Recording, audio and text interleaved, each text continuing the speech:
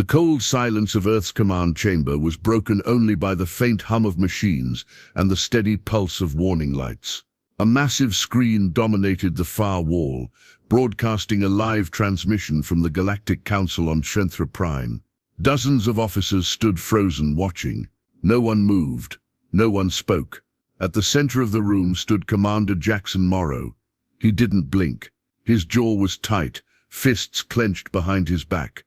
His dark uniform bore the silver eagle of Earth's Defense Command, but his eyes, sharp, focused, were on one man. The man kneeling before the council, Ambassador Darius Morrow. His father. Jackson could barely recognize him.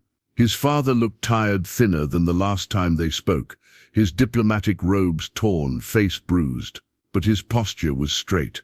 His voice, though calm, echoed with strength as he addressed the council for the final time. "I came here in peace," the ambassador said. "I warned you of the threat brewing within your own ranks.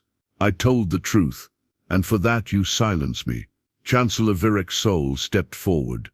His long crimson robes shimmered under the chamber lights. His face was expressionless, his tone cold. "Your words threaten the balance we have kept for centuries. Earth has grown too bold, too dangerous. You speak of peace, but bring weapons.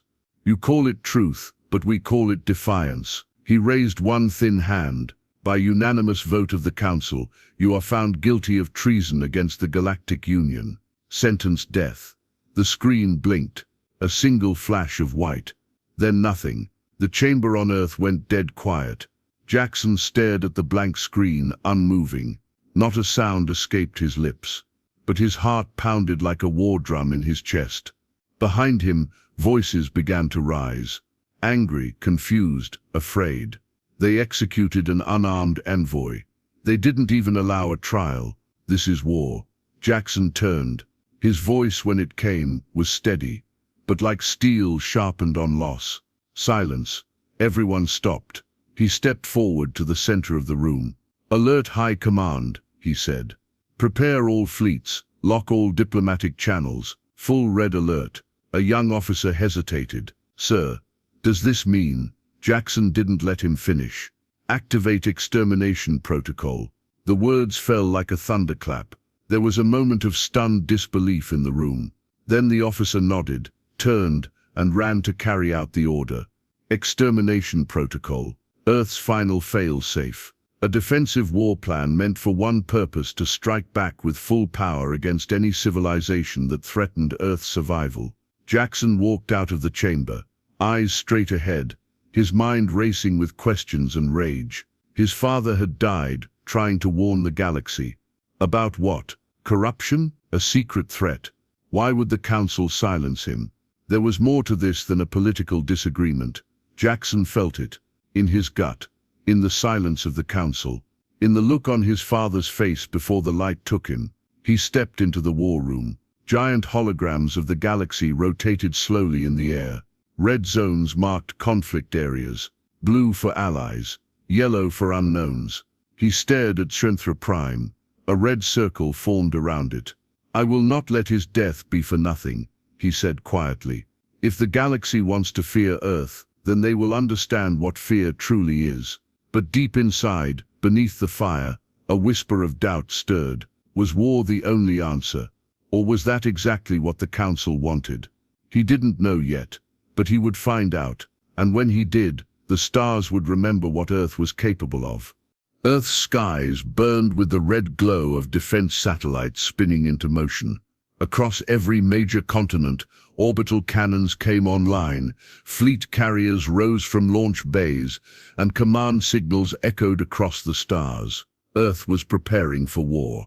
Inside the underground military base beneath the Andes Mountains, Commander Jackson Morrow stood before a high-level briefing panel. The room was filled with generals, scientists, and political leaders, all waiting for his word. The faces around him were tense, grim, but Jackson's voice remained steady.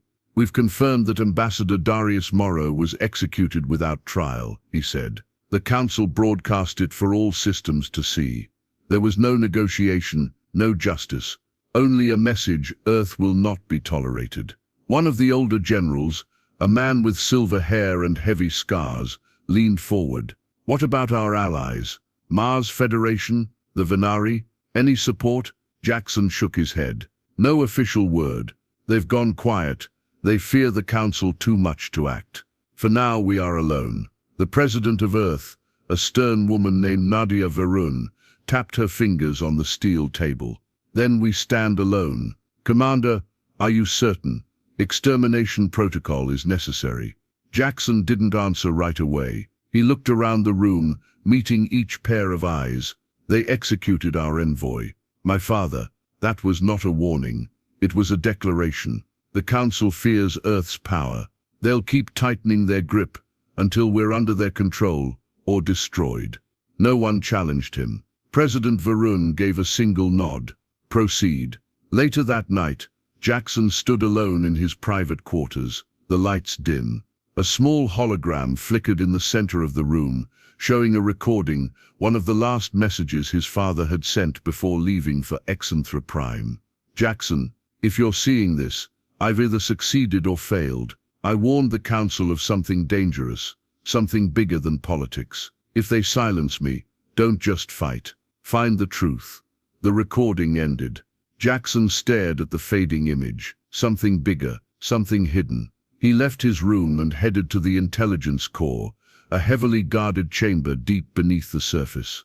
There, encrypted files from every space probe and recon drone were collected and analyzed. Lieutenant Ria Lang, one of the top data analysts, saluted him. "Commander, you're here late. I need access to all transmissions from the Council's private chambers. Any unauthorized signals, anything my father might have sent off record." She hesitated. "That's classified to level 9 clearance." "I'm level 10, Jackson said simply. She nodded and began to pull up files. After several minutes, one caught his attention, a faint encrypted signal sent from the Council's diplomatic wing just hours before the execution. "What is that?" he asked. "It's fragmented," Ria said, "but the origin code is from your father's implant. It looks like he tried to send something before they shut him down. Can you recover it? With time. I'll run it through deep layer reconstruction. Could take a day." "Do it," Jackson said, "and make sure no one else sees it." As he turned to leave, an urgent alert flashed on the room's central screen. "Alert, Council fleets moving toward outer Earth colonies." Jackson's eyes narrowed. "Which colonies?" "Europa, Titan, New Kyoto, all on high alert." Jackson didn't hesitate. "Prepare interceptor squadrons 5 through 8. I'm leading the response myself." "Sir," Ria blinked. "You're going out there." "I need to be where the fire starts," he said. "The Council is moving fast. We move faster." Hours later, Jackson stood aboard the flagship Eclipse. The sleek black warship hovered at the edge of Saturn's orbit. Beside it, dozens of cruisers and fighter squadrons stood ready. The Council's fleet was already in range. Rows of alien warships with glowing blue cores and needle-shaped hulls. No communication, no warnings, only silence. "Open the channel," Jackson ordered. The Council's fleet commander appeared on the screen, a tall, gray-skinned alien with 4 eyes and a face like carved stone. "You are violating sovereign Earth space," Jackson said calmly. "Withdraw your ships. This is your only warning." The alien's reply was brief. "Earth has broken Union order. Our presence is your punishment." So it was war. "Fire all forward weapons," Jackson commanded. The battle lit up the darkness. Laser blasts streaked across the void. Earth's fighters weaved through explosions, disabling enemy ships one by one. The Eclipse unleashed shockwave pulses, scattering the front line. The Council's fleet was fierce, but not prepared for Earth's new tech. Within an hour, the alien ships retreated, their numbers cut in half. Jackson stood on the bridge, watching the stars return to silence. "We held them," one officer said, shocked. Jackson nodded. "Next time we finish it." Back at Earth Command, reports of the battle poured in. Earth had won its first fight, but the war had only begun, and somewhere, buried deep in corrupted code, his father's final message waited to be revealed. Commander Jackson Morrow stood in the heart of Earth's intelligence core, his eyes fixed on a flickering screen. Lines of alien code rolled across the display, layered with distortion. The message his father tried to send before the execution was still incomplete, like a puzzle with missing pieces. Lieutenant Rhea Lang worked silently beside him, her fingers dancing across the holographic interface. A soft hum filled the room as the reconstruction program decrypted more fragments. "This isn't just a final message," she said, adjusting the filters. "It's a data burst, compressed, multi-layered, like he was trying to hide something inside." Jackson leaned in. "Hide it from who?" She paused. "Maybe not just the council, maybe someone within it." A few minutes later, a voice crackled through the speakers, faint, distorted, but recognizable. "They're lying. Virik's faction. They've buried something. Project Ascendant, hidden on Kyrios. Biological weapon. They'll blame Earth. They need a reason to unite the galaxy under control." The message cut out. Jackson stared at the screen, stunned. "Project Ascendant," Rhea nodded slowly. "There are rumors, a black site lab on Kyrios, a planet under council quarantine. No one's allowed within 10 sectors. They're building a weapon," Jackson said. "Something dangerous enough to justify war. My father found out. That's why they killed him." Rhea's voice lowered, "And blamed it all on Earth." Jackson's mind moved quickly. The war wasn't just about fear. It was a setup, a long-planned move by Virik and his loyalists. If they could paint Earth as the enemy, they could force all alien civilizations to fall in line under one council rule. But Earth had moved too fast, grown too strong, so they needed to stop it before the truth spread. "We need proof," Jackson said. "Something physical, something they can't deny." "There's only one way to get that," Rhea said. "We go to Kyrios." The mission was launched in silence. Only 4 people knew: Jackson, Rhea, Captain Idran, a former smuggler with access to black roots, and Specialist Nina Voss, a stealth tech expert. They left Earth in the Phantom, a modified recon ship cloaked with advanced shielding. No markings, no traceable ID. Their goal: land on Kyrios, find Project Ascendant, and bring back evidence. The journey took 2 days. The ship traveled through uncharted corridors, between gravity wells, dodging patrol drones and automated scanners. When they reached Kyrios, the planet hung in space like a dead world. Ash-colored clouds, storm-choked skies, no sign of life. But the scanners told a different story. "There's a structure," Nina said.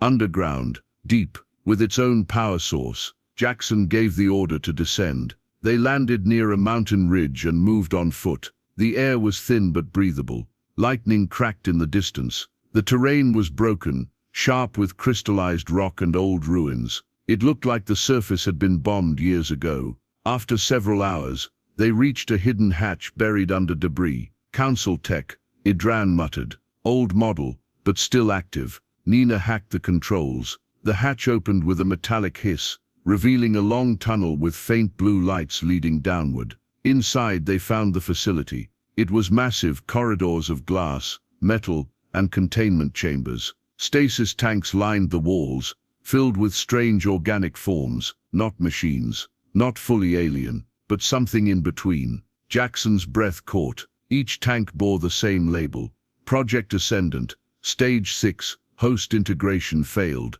Rhea pulled up a console and began downloading files.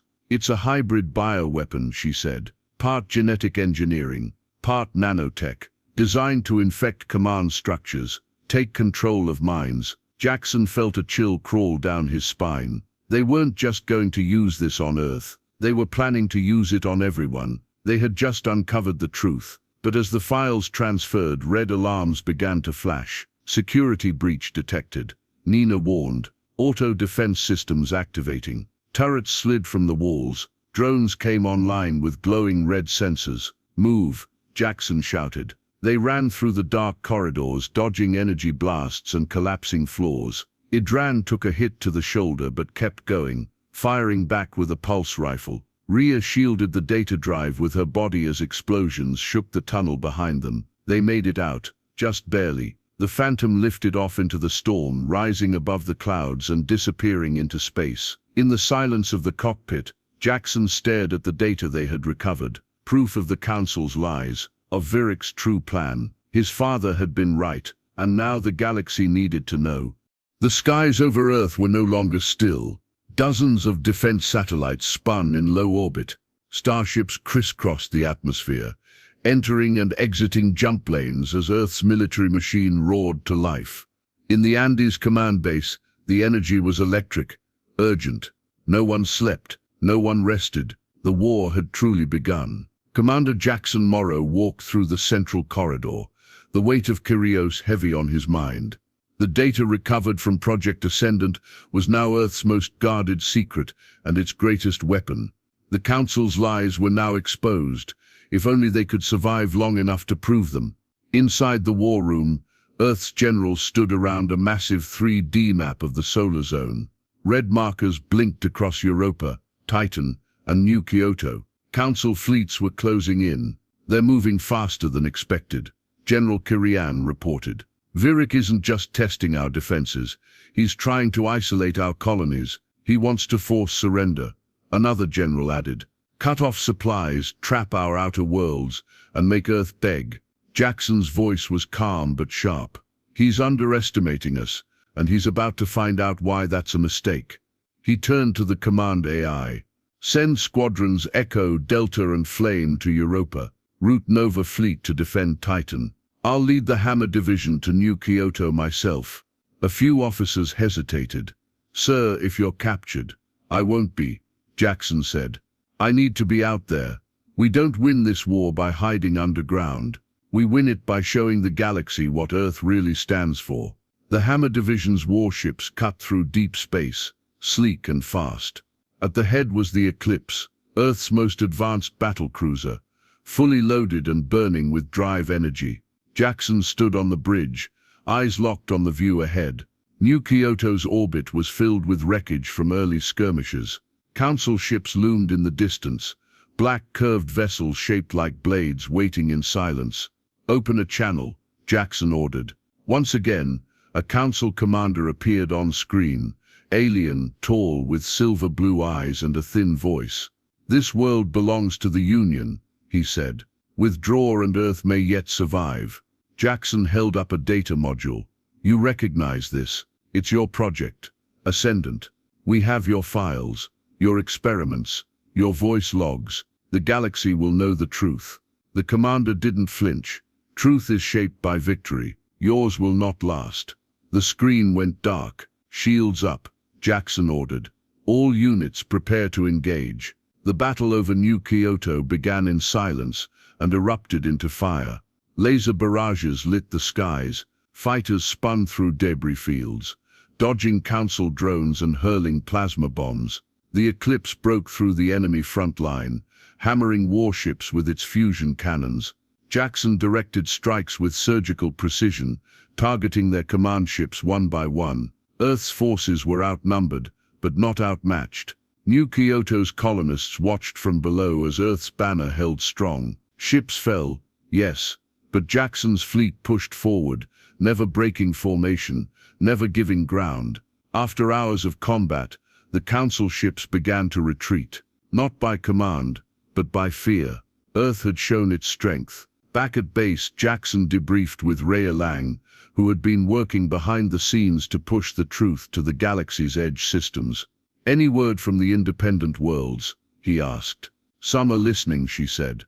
The Tereshi sent a signal, neutral for now. The Goran Alliance is asking questions, but they're all afraid of Viric.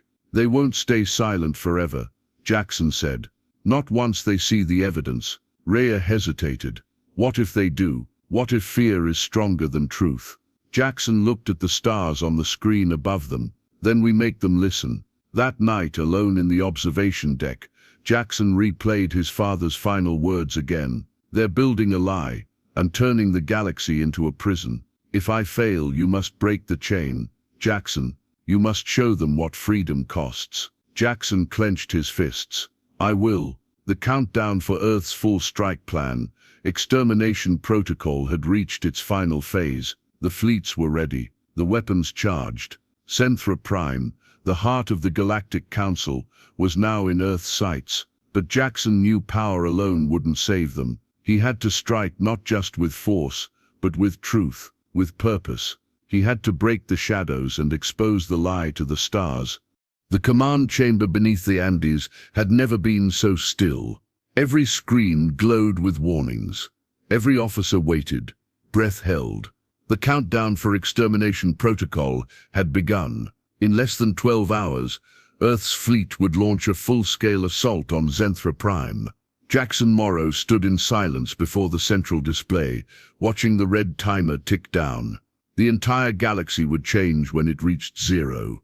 Either Earth would destroy the Council's seat of power, or Earth would fall trying. But Jackson wasn't watching the timer. He was watching a message. The Council had just issued one final transmission to Earth. It was a warning. Withdraw your forces. Deactivate your weapons. Accept punishment for your crimes. This is your last chance. Jackson didn't even blink. He turned to Rhea Lang, who stood beside him with a small data drive clutched in her hand. Is the broadcast package ready? She nodded. Full documentation of Project Ascendant. Video logs, genetic blueprints, records of council meetings, everything we pulled from Kyrios. It's all in there. Jackson looked down at the drive. It's enough to shatter the council's lies, but only if it reaches the right people, Rhea said. And only if they believe it. They will, Jackson said. If they hear it from the council chamber itself. Rhea's eyes widened. You're going there? Jackson nodded. We're not winning this war with more fire. We're winning it with truth. The mission to infiltrate the council was risky, deadly, maybe impossible.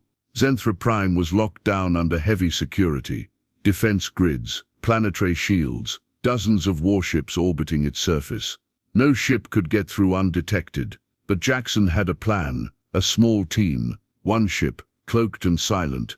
The Spectre, an old infiltration vessel used by Earth's spy division, had been sitting in a forgotten hangar for years. Designed for black ops and deep strikes, it could slip through enemy lines unnoticed, if piloted by someone skilled enough. Jackson flew it himself. Along with him were Rhea Lang, Specialist Nina Voss, and Captain Idran. The same team that had helped uncover Project Ascendant would now carry the truth into the heart of the enemy. They launched in total silence. No farewell, no ceremony, only the quiet determination of 4 people who knew they might not return. Zenthra Prime rose ahead, an enormous ringed planet bathed in the cold blue light of its twin stars. The Council's capital city shimmered across its surface like a steel web. Towers stretched toward the sky. Energy fields pulsed with power. The Spectre drifted in close, dodging patrol routes and cloaking against scans. Every second was tense. One wrong move and the mission would be over. But they made it. They entered the lower levels of the Council structure through a maintenance tunnel, left unguarded beneath the planetary defense grid. Inside, the team moved quickly. Corridors were wide and polished, lit with white light. Elite guards patrolled in silence. Security was tight, but they avoided detection, following old schematics stolen during earlier raids. At last they reached the central hall of the Council. The chamber was massive, round, tired. Floating chairs circled the floor like a great arena. At its center stood a tall platform, the speaker's podium, where every address to the galaxy was made. And there, as expected, was Chancellor Virik Sol, tall, pale, unshaken, surrounded by armed guards. He turned as Jackson stepped forward, unarmed, data drive in hand. You've come far, Virik said calmly, but you're too late. The Union is united. Earth will be removed from the chain. Jackson held up the drive. No, you're afraid. That's why you killed my father. That's why you started this war. Because you knew the truth would destroy you. Virik smiled faintly. The truth is what I say it is. Not anymore, Jackson said. He threw the drive into the central console. Rhea, waiting outside the chamber with a signal booster, activated the override. The Council's broadcast system lit up, and the truth went out across the galaxy. Project Ascendant, the mind control weapon, the secret lab on Kyrios, the execution of Ambassador Morrow, the voice of Virik himself, ordering the cover-up. Billions watched, on colony worlds, trade hubs, deep space stations, on ships and homes and hidden rebel outposts. The lie shattered in real time. The Council chamber erupted in chaos. Delegates shouted. Some rose from their chairs. Others turned on Virik. Jackson stood still in the center of it all, watching as the empire of lies began to collapse. Virik's eyes met his. "You think you've saved Earth? I've saved more than Earth," Jackson said. "I've saved their right to choose." Security rushed in, but not to arrest Jackson.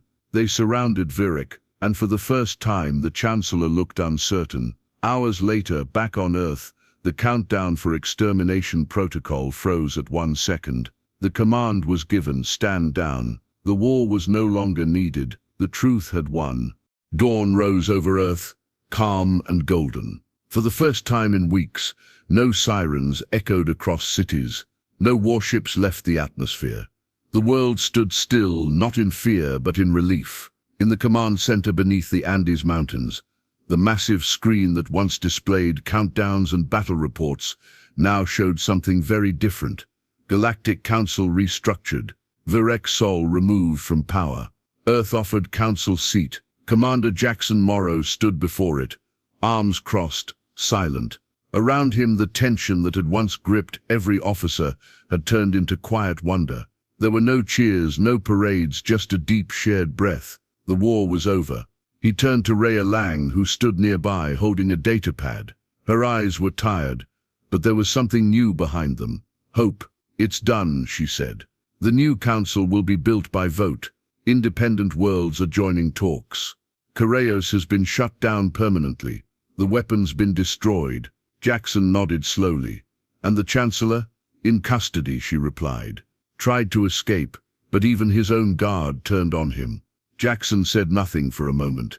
He had imagined this day vengeance, justice, perhaps even celebration, but instead, all he felt was quiet. Peace was a strange thing, when you'd spent so long preparing for war. 2 days later, Jackson stepped onto a landing pad in Geneva, where the restructured council had gathered for its first formal session on Earth's soil.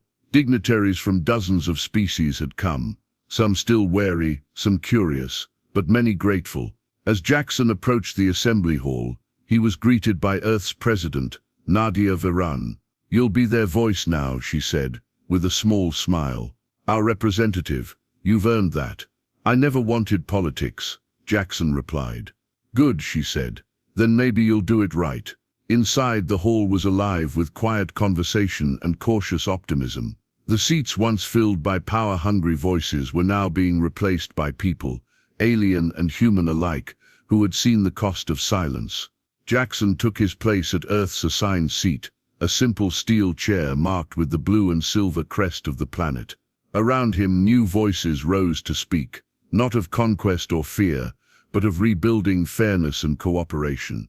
He didn't speak much, not at first. He listened. He had learned through fire and loss that real strength wasn't in power, but in restraint. That truth, once spoken, could echo farther than any weapon. Later that evening, Jackson stood alone at a quiet memorial overlooking the ocean. The wind was soft, the waves calm. Before him stood a black stone pillar, simple and unadorned. It bore a single name, Ambassador Darius Morrow. Beneath it, the words, "He told the truth when no one wanted to hear it." Jackson placed his hand on the stone. "You were right," he said softly. "They tried to bury it, but it found the light." He stepped back and looked up at the stars, no longer as distant, no longer as hostile. A new age was beginning, one where Earth was not feared, but heard, not isolated, but united. He turned from the memorial and walked slowly back toward the council hall where voices waited and a future was being written. This time he would help shape it, not with force, not with fear, but with truth.